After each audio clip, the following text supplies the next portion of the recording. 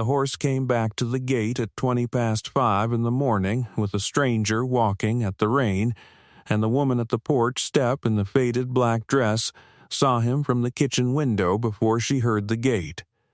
She set the small tin cup of cold coffee down on the worn pine of the kitchen block. She had not slept. Her father was on the worn pine table in the small front room behind her, laid out in his clean Sunday shirt by the light of one lamp, and the bay mare had been gone for 41 hours, and the man at the gate had a hand on the rein in the warm pale gold of the early September morning light. She went to the door. Iris Halder, 26, lean and sun-darkened, dark hair pinned back simply. The faded black work dress she had put on at 4 in the afternoon the day before because the dye-good dress hung in the back room and would not be ready in time. She opened the door. The stranger lifted his hat off his head. Before we continue, if stories like this mean something to you, hit subscribe and tell us in the comments where you're watching from. We love seeing how far these stories travel. "Ma'am," he said. "Iris Halder. Miss Halder, I am Eli Brand. The mare was at the bend of the lower fork yesterday afternoon. She had the bridle still on her and the rein dragging. The brand on her flank is Halder. I walked her up to the crossroads last night and slept at the freight house and walked her up the lane at first light." He looked at her. "You walked her," said Iris Halder. "I walked her. She has a small swelling at the off-fore from a stone. The freight house keeper at the crossroads had a poultice. I put it on last night." Iris Halder set her hand on the bay mare's neck. The bay mare lowered her head. She kept her hand there one beat longer than necessary. "Thank you, Mr. Brand. Eli Brand, ma'am." "Eli Brand. I will pay you for the freight house bed and the poultice. The kitchen has coffee on." He looked at the small, clean lamp burning behind her in the open kitchen window in plain daylight. "Ma'am. Yes, the lamp is burning in the kitchen window at 5:20 in the morning. It is. The lamp is burning because there is someone in the front room." Iris Halder did not let her hands fidget. "There is." Eli Brand did not let his face do anything. "I am sorry, Miss Halder." "Thank you, Mr. Brand." He stood at the gate with the rein in his hand for one long breath. He looked at the warm worn pine of the porch step. He looked at the small clean lamp in the open kitchen window. "I will tie her at the post," he said. "I will come up the step. I will take the coffee." "That is the way," said Iris Halder. He tied the bay mare at the warped pine fence post. He came up the porch step. He took his hat off his head and held it in his right hand at his side and stood at the warm worn pine of the threshold and did not come in until she stepped back from the door to make a way for him. Eli Brand was 32, broad in the shoulder, lean across the chest. A clean, faded blue chambray work shirt with the sleeves rolled past the elbow, dark trousers worn at the knee, scuffed brown leather work boots dusty along the toe, a clean brown felt hat with a fine line of pale road dust along the brim, 2 days of dark stubble along his sun-darkened jaw, a steady gray eye. She poured him a cup of warm coffee at the warm, worn pine kitchen table. He took the cup. He did not sit. He stood at the table with the cup in his right hand and his hat in his left hand. "I would not sit at your table this morning, Miss Halder. I know you would not. I am asking you to sit." He looked at her. He sat. The small lamp behind her in the open kitchen window of the front room cast a soft warm gold over the warm worn pine of the kitchen table and the chapped sun-darkened hands of the woman across the table from him. She set both her hands flat on the warm worn pine of the table. "Mr. Brand, yes, the man in the front room is my father, Asa Halder, late of this section. He was 63. He took a fall off the back of the wagon at the lower field on the Tuesday morning. The neighbor at the South Fork, Mr. Pratt, brought him up to the porch step at noon. The doctor at the crossroads, Dr. Wheeler, came at 3. The doctor told me at the porch step at 5:15 on the Tuesday afternoon in plain-spoken terms that my father would not be at the porch step on the Wednesday morning. My father was on the worn pine table in the front room at 6 in the morning on the Wednesday. The bay mare was gone from the corral by then. The bay mare had jumped the corral on the Tuesday afternoon at 5 at the same hour the doctor was at the porch step, in the way of a mare that had felt what was at the porch step. I did not go after her, because I was at the porch step. The funeral is at noon today at the small white-painted clapboard chapel at the crossroads. I have 11 hours and a half before the wagon. I have not eaten since the Tuesday morning. That is the way of the kitchen at 5:20 this morning, Mr. Brand. That is the why of the lamp. Eli Brand looked at the warm worn pine of the table. He did not lift the cup. Miss Halder: Yes, I will not be paid for the freight house bed and the poultice this morning. The freight housekeeper told me at 9:15 last night, in plain-spoken terms, that the bay mare was a Halder mare, and that the man at the section at the upper end of the lane was a man who had taken a fall off the back of a wagon, and that the bed and the poultice were on his porch step until the mare was back at the post. The mare is at the post. I will not be paid for it. She did not let her face do anything for one long breath. That is kind, Mr. Brand. It is not kind. It is the way the freight housekeeper runs the freight house. I am the man at the rein. The corner of her mouth moved once. She did not let him see it. He saw it because the small lamp was on her side of the table, and the warm pale gold morning light was on the other side, and the corner of her mouth was at the seam where the two lights met. He looked at his cup. Miss Halder, yes, I came up the lane this morning to bring the mare back. I have business at the South Road by tomorrow afternoon. There is a section foreman 11 miles south of the crossroads on the Friday at 4. The foreman is a man who has been waiting 6 weeks for me to come down the South Road. I am telling you the business in plain-spoken terms at your kitchen table at 5:25 in the morning, because if I am not telling you the business in plain-spoken terms, I will sit down at this table for the rest of the day. I have heard at this table what your day is, and I am asking you, in plain-spoken terms across the warm, worn pine of the table, whether you would have a man you have not met before this morning stay at the section at the upper end of the lane for the 11 hours and a half between now and the wagon Mr. Pratt is bringing at 10. I am asking it because the lamp is in the open kitchen window of the front room, and the wagon is at 10, and you have not eaten since the Tuesday morning, and the section foreman will wait. She did not let her hands fidget. She looked at the warm, worn pine of the table. The section foreman will wait, said Iris Halder. He will. That suits, Mr. Brand. That suits, Miss Halder. He set the cup down. He stood up. He set his hat on the wall peg by the back kitchen door. He went out the back kitchen door to the corral. By 6 he had taken the warped fence rail of the corral that her father had not yet replaced, and set a clean, fresh pine rail in its place from the woodpile at the side of the section house. By 6:30, he had brought a fresh bucket of warm water from the kitchen pump to the small, worn pine block in the front room, and had set it on the floor beside the worn pine table without entering past the threshold. He did not say a word at the threshold. He did not look at her father. He looked at the warm, worn pine of the threshold beneath his boot. I have set the rail, he said. I heard the saw. The corral holds. That is good. The wagon will fit on the lane at 10.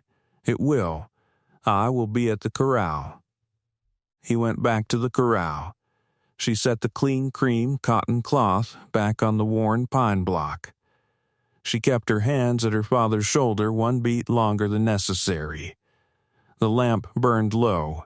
At 7, she came out the back kitchen door with the small, worn cream linen apron at her waist and her chapped sun-darkened hands at the basin of warm, fresh water she had carried out from the kitchen.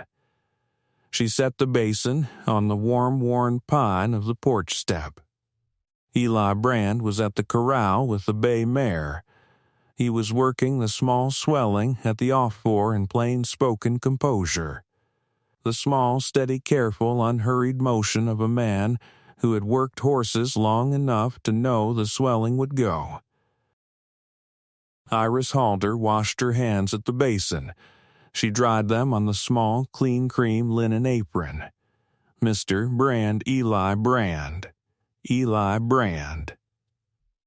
There are 2 cold pieces of yesterday's biscuit on a clean white plate at the warm, worn pine kitchen block. The plate is at the kitchen table. The chair at the far end on the right is the chair my father sat in for 43 years. The chair at the near end on the right is the chair I have been sitting in for 43 years.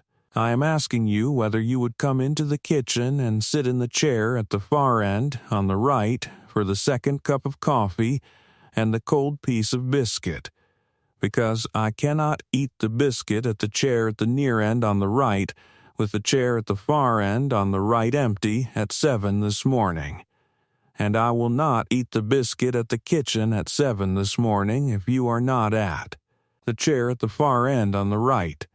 That is the asking. Eli Brand looked at the bay mare's off-fore. He set the small iron file down at the warm, worn weather silvered top rail. That suits Miss Halder.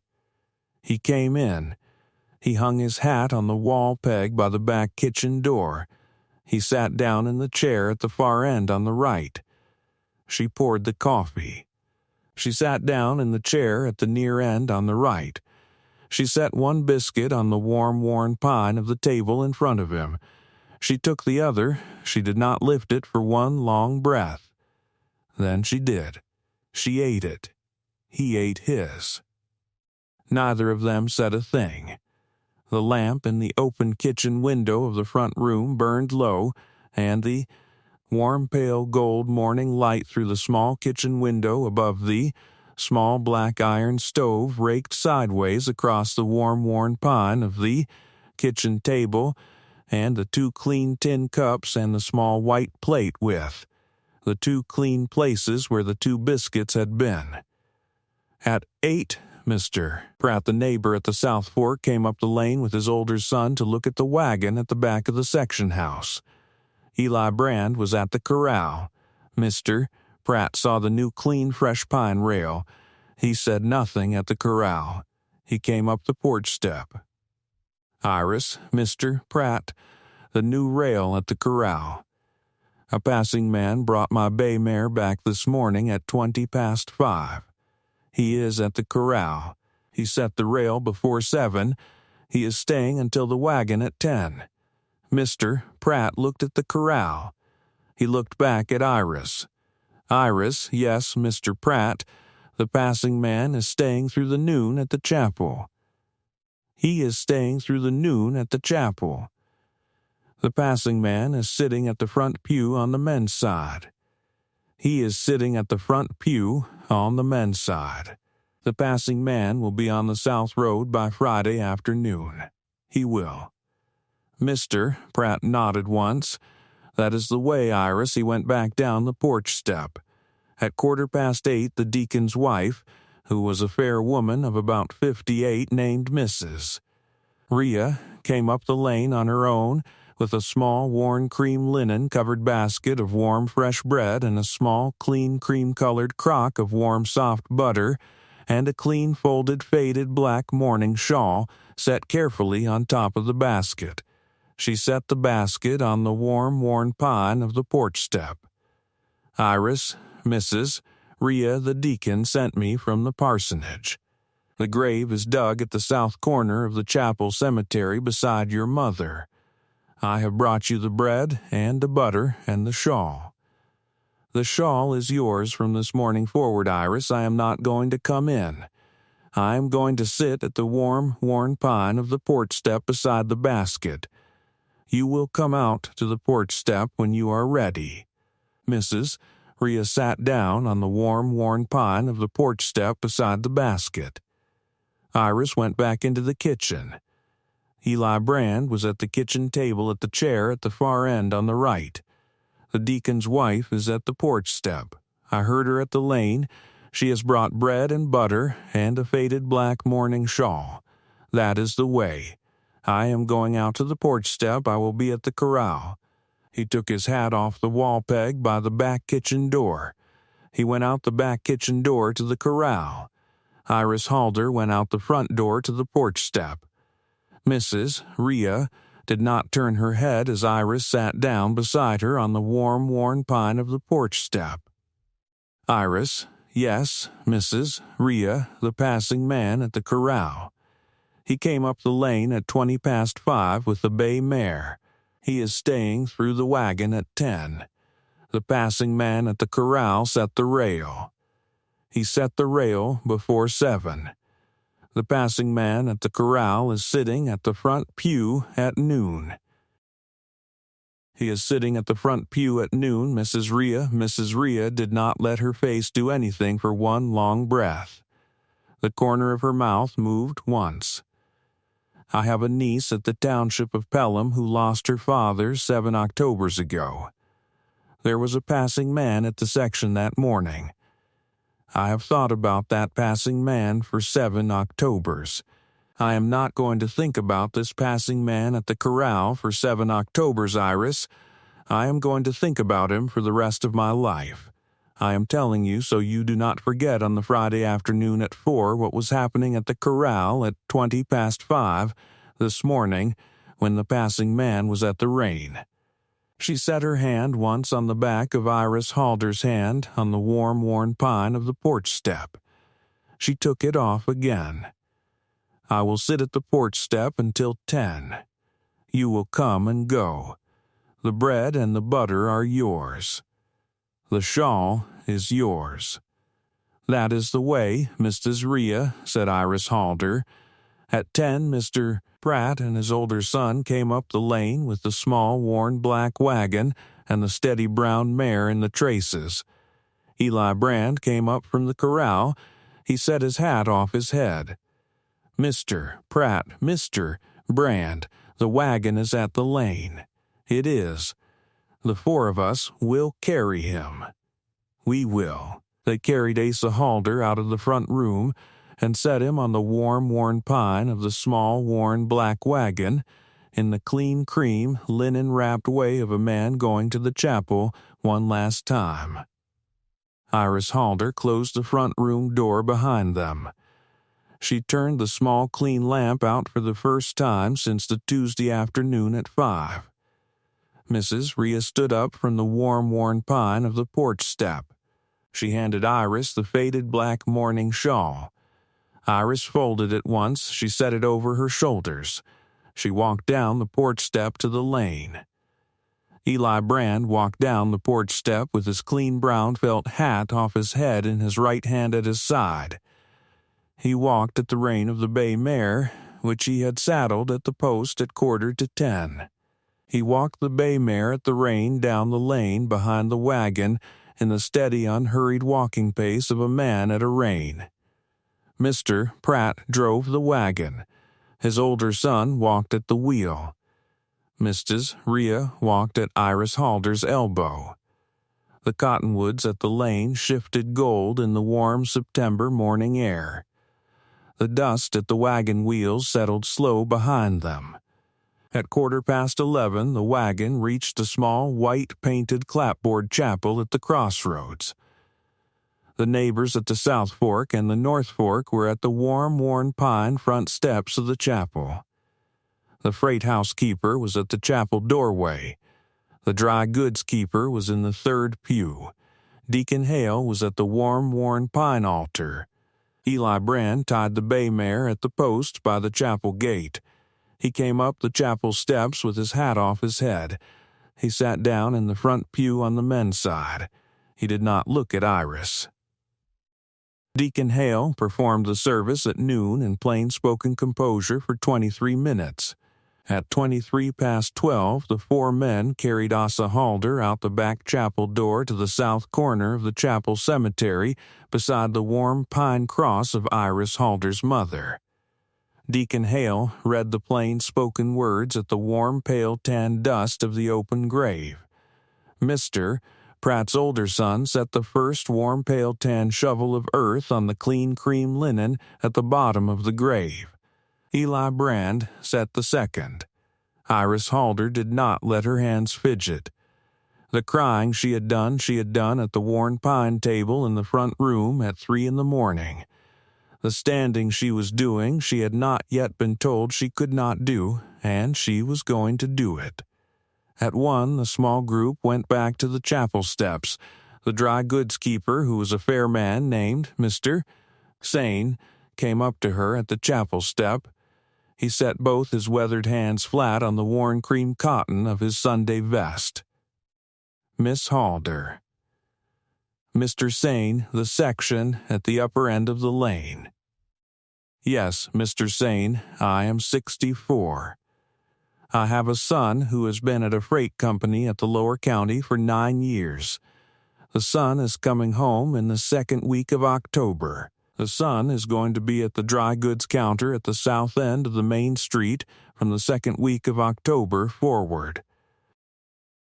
The section at the upper end of the lane is a section your father had a small steady arrangement with the dry goods on for 17 years. And the small steady arrangement will be the small steady arrangement my son takes over at the second week of October, and I would have you know, before you go home up the lane, that the small steady arrangement is the small steady arrangement of the section, as long as the section is yours. That is the saying. Iris Halder did not let her hands fidget. Mr. Sane, yes, that is the way, Mr. Sane, that is the way, Miss Halder. He stepped back.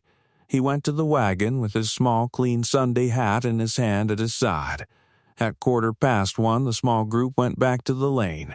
The wagon went back up the lane with the small, worn black wagon, now empty, and Mrs. Rhea at Iris Halder's elbow, and Eli Brand at the rein of the bay mare at the back of the small, slow procession. The warm, pale gold afternoon light at the cottonwoods at the lane shifted gold, and the wagon was at the section at the upper end of the lane at 2:15. Mrs. Rhea did not come up the porch step. I am going down to the parsonage, she said at the gate. I will be back at 6 tomorrow morning with a clean cream-colored plate of warm, fresh bread at the porch step.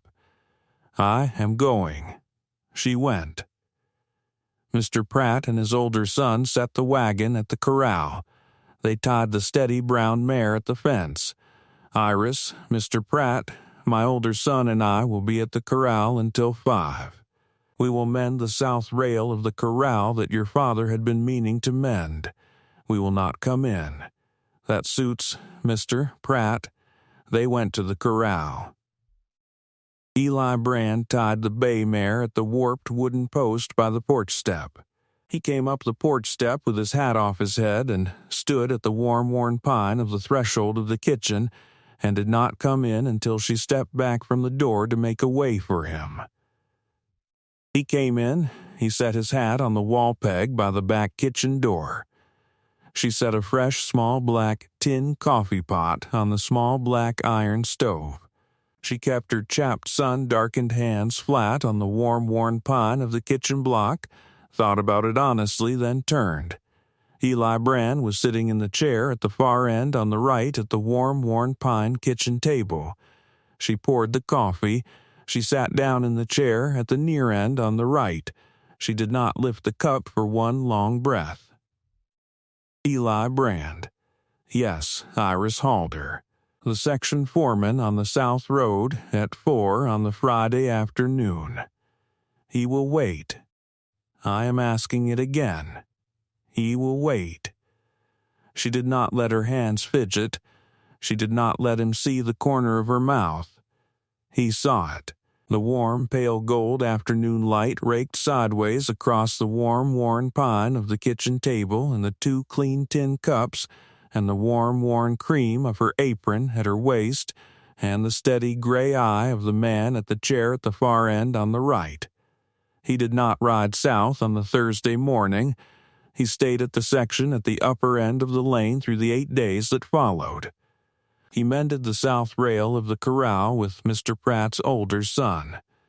He set a fresh poultice on the bay mare's off fore the second day. He hung his clean brown felt hat on the wall peg by the back kitchen door for 8 days. He sat in the chair at the far end on the right for 8 suppers. He sat on the worn pine porch chair at the south end of the warm, worn weather-silvered porch boards at 7:30 for 8 evenings. The slow geographical shift was in the chair on the porch. The first evening, the south porch chair was 6 feet from the north porch chair. By the third evening, the south porch chair had moved a hand's width north without comment from either of them. By the 5th evening, it had moved a hand's width more.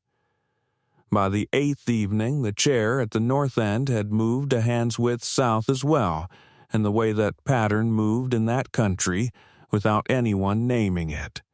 On the Friday morning of the second week, he came back from the corral at 9:30 and stood at the warm, worn pine of the threshold of the kitchen and did not come in until she stepped back from the door to make a way for him. He sat in the chair at the far end on the right. He looked at the warm, worn pine of the kitchen table. He looked at her. Iris Halder. Yes, I will not be at the South Road today at 4. I know it. I have been thinking about a thing for the 8 days I have been at the section. I have been thinking about it at the corral and at the worn pine porch chair at the south end of the porch and at the chair at the far end on the right at the warm, worn pine of the kitchen table. The thing is a thing I have not asked a woman before. I am asking you, Iris Halder, in plain-spoken terms at the warm, worn pine of the kitchen table at 9:30 on the Friday morning of the second week, whether you would have the man at the chair at the far end on the right stay at the chair at the far end on the right for the warm seasons of the years that follow, in the way that pattern moves in that country without anyone naming it. She did not let her hands fidget. She set both her chap sun-darkened hands flat on the warm, worn pine of the kitchen table. Eli Brand. Yes, the chair at the far end on the right is the chair my father sat in for 43 years. The chair has been at the warm, worn pine of the kitchen table for 9 days since the wagon at 10 on the Wednesday morning. I have asked you to sit in it twice. I would ask it the third time, in plain-spoken terms at 9:30 on the Friday morning of the second week. That suits Eli Brand. That suits Iris Halder. They were married at the small white-painted clapboard chapel at the crossroads on a clear, cool Sunday afternoon in the third week of October, with the cottonwoods at the lane bare and the warm, pale gold of the late-season afternoon light on the chapel steps. Mrs. Rhea stood up with her. Mr. Pratt stood up with him. Deacon Hale performed the service. Mr. Sane sat in the third pew in a clean, dark Sunday vest and bowed his head once at the end. The clean brown felt hat moved from the wall peg by the back kitchen door to the wall peg beside the small, worn, cream linen apron of Iris Brand, a hand's width to the left of the back kitchen door, in the way that pattern moved in that country, without anyone naming it. The chair at the far end on the right stayed his chair. The chair at the near end on the right stayed hers. The bay mare stayed at the corral with the swelling at the off for long gone. The small, worn, cream-colored plate of warm, fresh bread was at the porch step at 6 in the morning on the Sunday of every week, for the rest of Mrs. Rhea's years, in plain sight of the road.